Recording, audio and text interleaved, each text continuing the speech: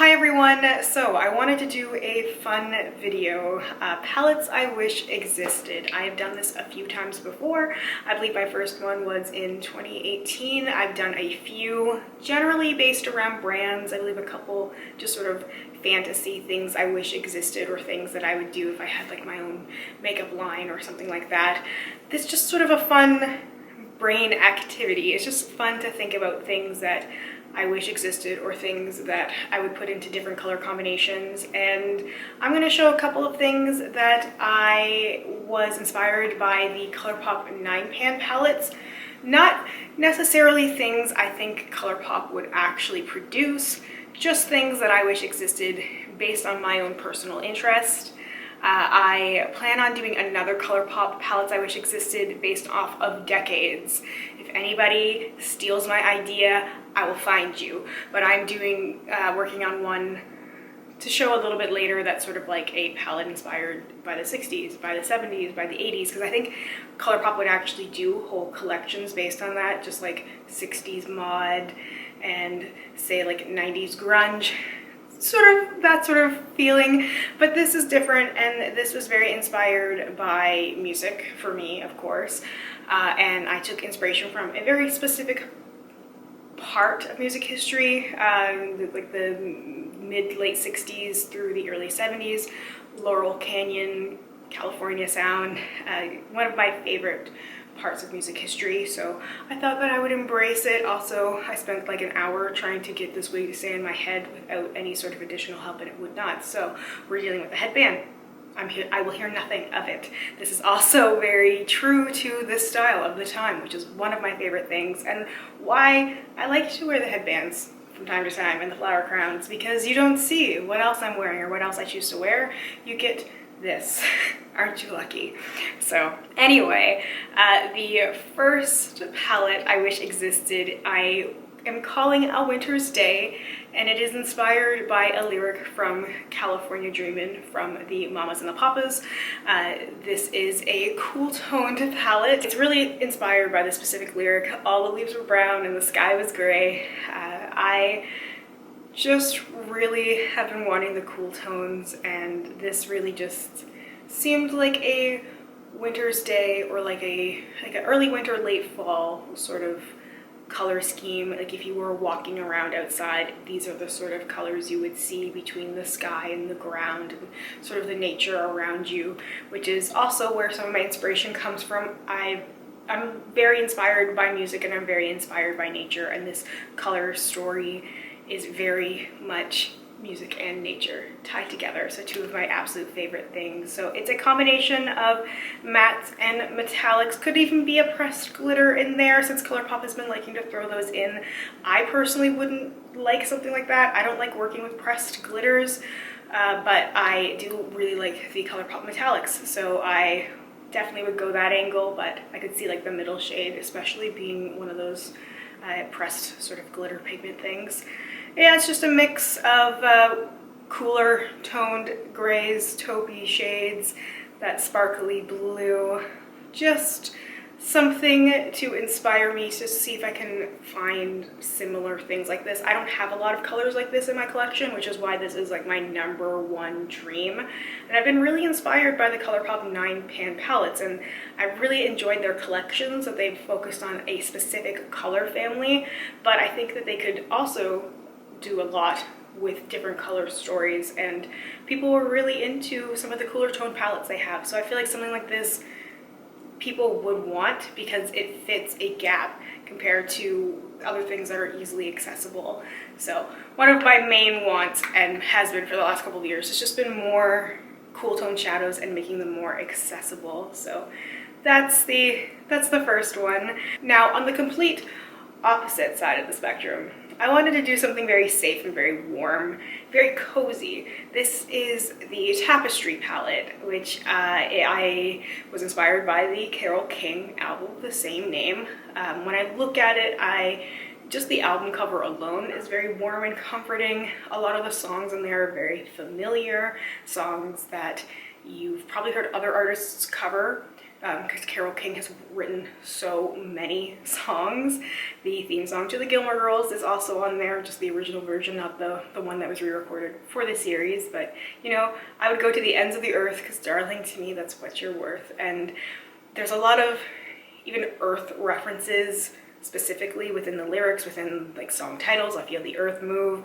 And so I wanted to do earthy tones. I wanted warm browns and muted roses and shimmery shades. I wanted it to feel comforting. I wanted it to be sort of like that tapestry, a sort of patchwork quilt that would be very comforting. And so that's why I went with these sort of autumnal, very warm, safe sort of shades.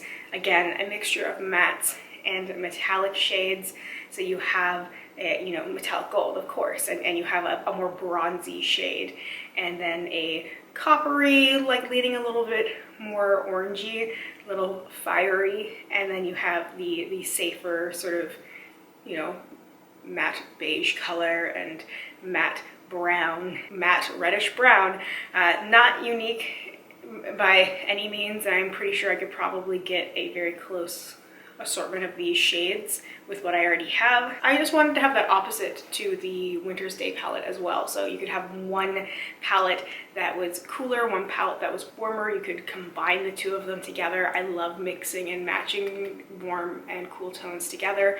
I think it can be really striking, and I feel like those sort of shades would work really well together if you had like a warm metallic and a cooler shade in your crease or something like that. It makes those sort of shades work more for people who might have a cooler or warmer skin tone and find that they can't really pull off the cool or warm shades. I think anybody can pull off anything, to be honest, but people do have preferences. So those are sort of like my fall palettes, basically.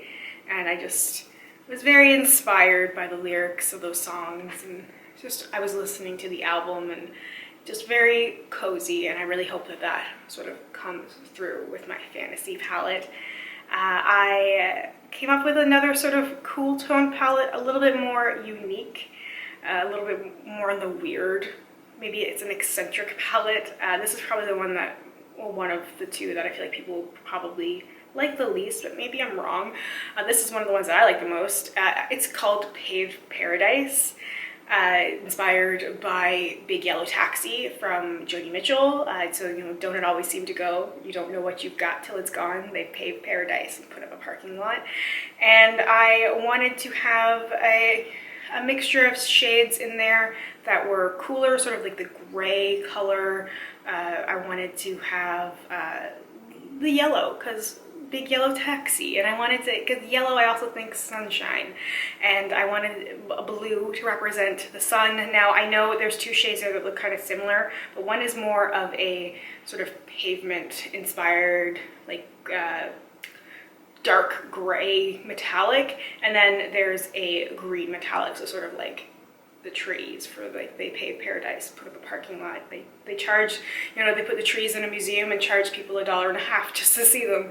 So I thought that this would be a little bit different from what we've seen before, but still cooler tone shadows, still wearable. Wearable. I hate that word when it comes to eyeshadow and makeup in general, wearable, because anything's wearable if you put it on your face. And I feel like this general color scheme, you look at it and you're like, what do I even do with that? But like just the green all over the eye, like leave it like that.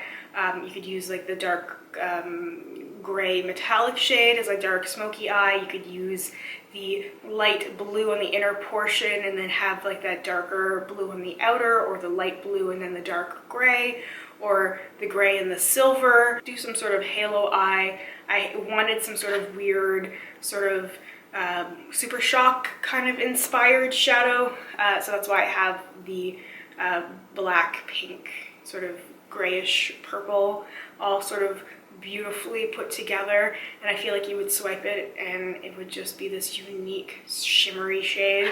I just inspired by this on that the contrast between nature and sort of like the concrete and pavement around it.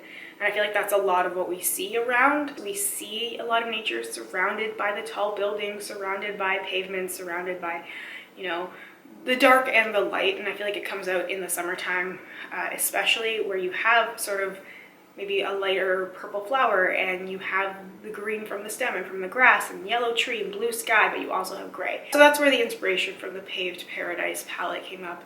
And I just wanted something a little bit different. Like that's one of the fun things with these fantasy palettes and just doing, you know, palette fan fiction, is just thinking about the different things, thinking about what I would like to have, but what I would like to see other people use as well, and what I would like to see exist out there, and to see what other people would do with it. That's what excites me now with new releases, where I can't afford to purchase new things, but I like to see how people are using them, especially things that are slightly different. It's nice to see the predictable things sometimes, but something that's a little odd, it's like, what would somebody do with that? You know, where does their mind go? So I'm curious, if this sparks anything in you, what would you do with it first? Let's say someone handed you this exact assortment of shadows. What would you do with it? Would you mix it with something that you already have? Would you pull in other things? Or if you had to work within this sort of color story on its own, what would you do? I get so much inspiration from other people, so very excited to hear from you guys. And about any of these palettes that I'm showing, what you would do with them, what you would kind of create. Just sort of use your mind, your imagination, and that's a fun exercise to do as well, and something I recommend doing when you're looking at new releases, just thinking out how you would actually use it. Even if you're just sitting there and thinking about it, you can write it out, you can start searching for things, maybe save a little scrapbook of looks, or start swatching your own things on the back of your hand to come up with different color combinations. There's so much you can do with makeup and having fun with makeup without having to actually have so much of it. And I highly recommend creating your own fictional palettes as well. It's a really fun exercise and really gets you sort of thinking about what you would create. Now, I wanted a fun, whimsical, colorful palette because I always like those. So this is Teach Your Children Well, inspired by the Crosby, Stills and Nash song, Teach Your Children. I wanted sort of a whimsical painter's palette, something bright, something that I could imagine being almost like children's finger paints. I didn't want something just like standard bright colors, so you know, I didn't want just like red, yellow, blue in like the, you know, matte, bright, vivid pigment sort of style. I wanted something that people could kind of dip their fingers in and play with and maybe like smudge on their eyes. Probably not necessarily with their fingers, but something that they could smudge on or just lightly smudge with a brush. So I have a blue and a orange and a green, just in various colors that you don't normally see in sort of brighter palettes, and a red and a yellow and a pink, and a white and a black, because I always think a white and a black is very important when you have colorful shades, because you can lighten or deepen them, and I feel like that's often overlooked with some colorful shadows and some colorful palettes. And it's good to have that sort of deepening ability with the black, and it's good to be able to lighten things and even just try to turn something into like a lighter pastel with the white. My camera died, of course it did, yay! But I thought having the navy blue to contrast that blue, almost purple shade would be something different as well, and also something that you can mix with the white shade and get that lighter blue, but then you can mix these shades together and create your own sort of shades, you know, mix the yellow and blue together and see what you come up with, and make your own orange shade, and you know, add the white to it and make things lighter. But I love the idea of something that you can play with. And I think 9 shadows for a color palette is a good idea, as opposed to like a massive colorful palette. Colors are often overwhelming to people, but I feel like at this point, people probably have at least one colorful palette, and if they don't at this point, they probably don't want one. I like smaller palettes these days as well, because generally less money, less product, less waste, which is something that I've really been considering when it comes to purchasing things like palettes. How many of these things am I actually going to use? But this is something that appeals to me, and something that I would use in conjunction with other things as well. Not just a standalone palette, as fun as it would be to just create like pure colorful things, but just to do one and done, like simple washes of color, which I feel like is very on trend right now, but also mixing it with like other shimmery shades or other matte shades and coming up with some sort of basic look. Nothing very complicated, although with colorful palettes, I've seen people do some elaborate, very fun cut creases and half cut creases, mixing it with Duraline or other mixing mediums to like do graphic liner and all that like art. It's beautiful, and that's really inspiring for me to look at with colorful things, although that's like way beyond me.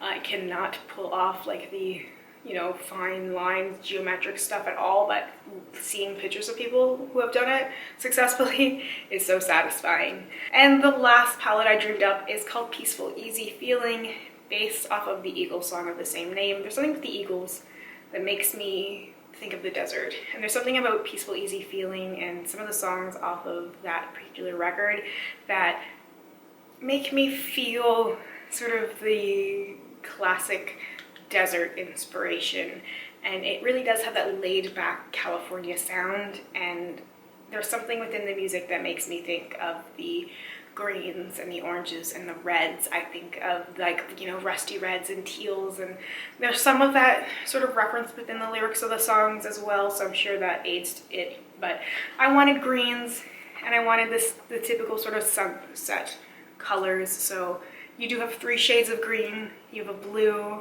a matte sort of beigey color, a red, an orangey yellow shade, an orange, and then a sort of sparkling kind of copper.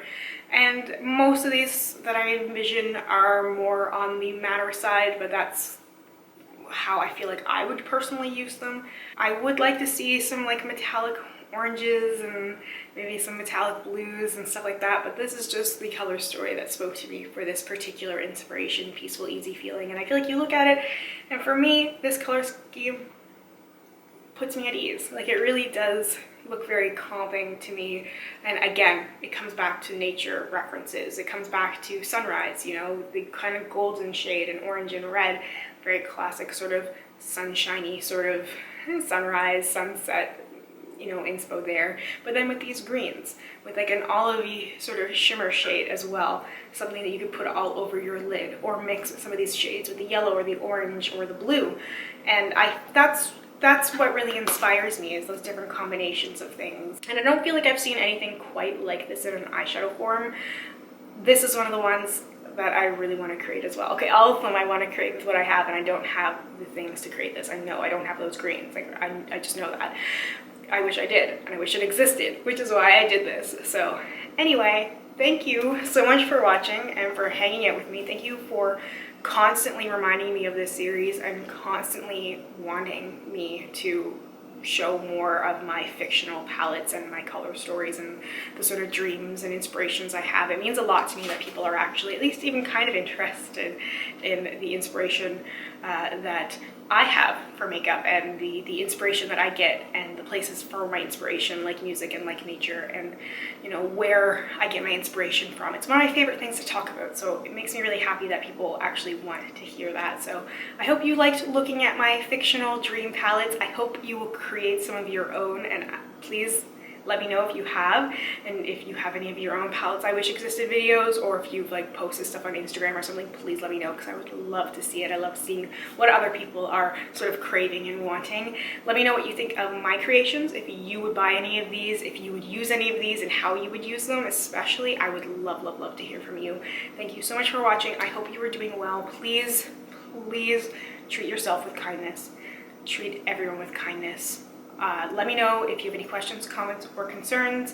I will do my best to get back to you as soon as I possibly can. I really hope we get a chance to chat soon. I hope you have a wonderful day or night, wherever you are. And that is all for me. Thank you so, so much. Bye for now.